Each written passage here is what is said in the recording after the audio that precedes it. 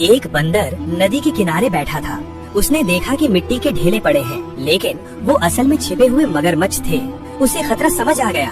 वो जोर जोर से चिल्लाने लगा ताकि पानी पीने आए जंगली सुअरों को बचा सके, लेकिन बंदर की चिल्लाहट ने मगरमच्छ का खेल बिगाड़ दिया और उसे गुस्सा आ गया। उधर सुअर भी भागे नहीं बल्कि भड़क गए।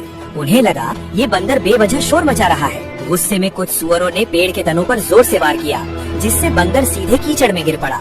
बस उसी पल घात लगाए बैठे मगरमच्छ ने झपट्टा मारा, बंदर की छाती चीर दी और उसकी अंतड़ियां निकालकर खाने लगा। वही सुअर जो अभी गुस्से में थे, अब खून की दुर्गंध वाले कीचड़ को आराम से खा रहे थे।